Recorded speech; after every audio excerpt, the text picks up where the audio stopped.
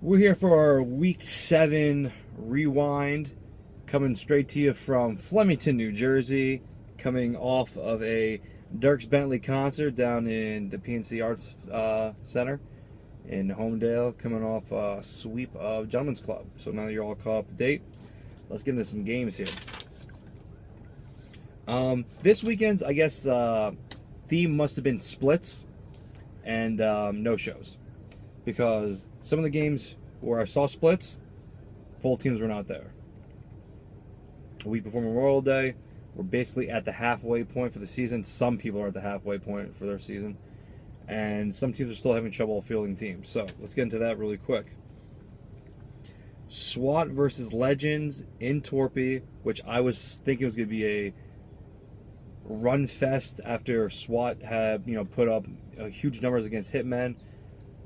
I basically hand gave them the first place in their division, and all they had to do was just avoid the landmines. And what did they do? The week I just give them their division, step on a landmine.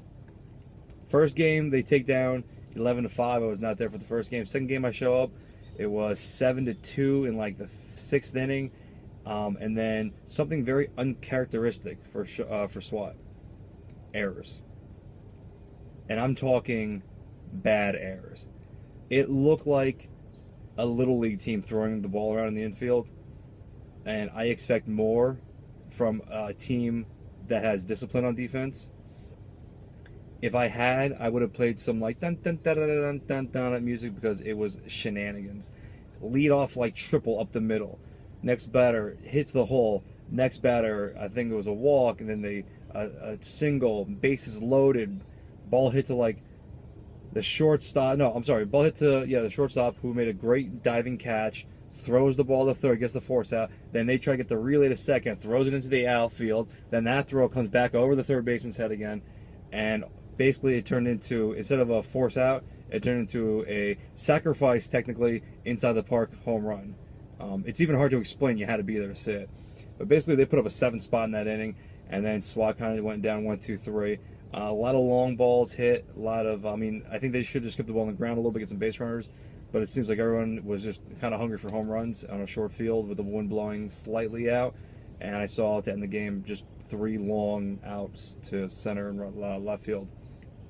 So that's shocking game number 1. That was a split.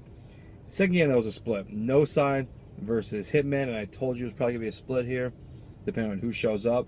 I heard Hitmen had to play shorthanded again. This is a team where they've been around for a long time. They need to know how to get players to games. I understand Shake's not going to be there a lot. I understand they're missing players. But again, you have to get your team fielded. You cannot play good teams with 8, 9, and 10. Well, 10 guys, obviously you can, but 8 and 9 guys. And that being said, first game looks like it went to 15-9 in favor of no side. I wasn't there for the game. And if that was the first game score, that would have been the first time ever in Jam's history that Hitmen had a 5-game losing streak in the regular season. If that was the first game, I'm not sure. Then it looks like Hitmen came back the second game. I believe I was told that they did have a full team at that point for the second game. Barely getting out of that game with a 12-10 win. So a split there, which really shakes up that division, which we'll get into in a few minutes. But again, the thing is, you have to field your team. You can't keep coming with 9 people. That being said, at 12 o'clock in North Branch 1, Aftermath versus Gentlemen's Club, we had to play shorthanded due to a wedding. Some people were out of state, and some people were unable to get a hold of. First game, we handled them 21-1 in a mercy in 4 innings. Second game, they started hitting the ball a lot. Want to give a quick shout out to their first baseman, Youssef, who hit 3 home runs, monster shots, 1 banged off the wall. But we had our own little power also. First game, Travis grand slam to lead the game off, which really set the tone. Cruz led off the inning with a home run, and then we batted around, and then he hit a 2-run shot in the same inning. I'll have to check the record books on that one to see if that's ever been done.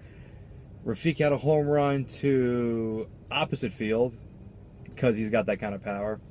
Bob hit a tomahawk shot over. I'm probably missing a few other home runs. I got to take a look at the book, but just really stellar play. Quick shout out to Ben and John and Bassa, who played the outfield shorthanded. Travis at second base, diving around like a little kid, making plays. Bob pitched a very good game, and together we basically hit the ball really well. I mean, that's what our team is, based on, is offensive numbers. But again, we have been playing really good defense. I think we'll have allowed, I think, one of the least amount of runs in the league so far. It's hard to tell because some people have only played like 6 games, so we can do a lot of dividing and adding, and I don't really have time for all of that. Then it brings us to Channel 4 versus Decepticons. Pretty simple, 21-4, 13-5. That was kind of, we all assumed that was going to happen. And Invictus put a pounding on Wolfpack, where this had to be a kind of a statement game. And it was a statement game, but the other way around. 31-5, 33-9. That game must have got ugly quick. Which brings us to my little middle segue here. We're basically at the halfway point. And if you look at the standings, there are teams who have started to risen to the top, and some teams who have kind of mellowed out in the middle, and some teams are nowhere to be found. The AL East, or whatever the one is, SWAT first place at 7-3, No Side 6-4, Hitman 7-5, Channel 4 6-6, Legends 6-6. Any one of those teams can basically go up and down. Again, SWAT should have, that's a really bad split there, depending on the way you look at it. If you say, well, Legends are a good team, so that's actually a good one for them and a bad loss for them. Either way, SWAT didn't have their full team. They're missing their pitcher. They had some guy in the outfield I've never seen play. He looked like a monster.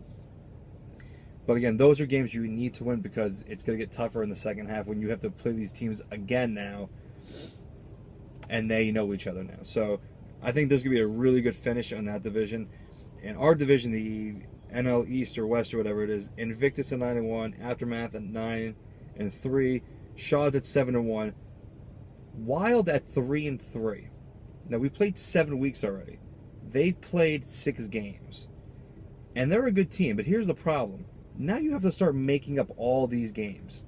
And chances are you probably can't do it during Ramadan. So now you're going to fit...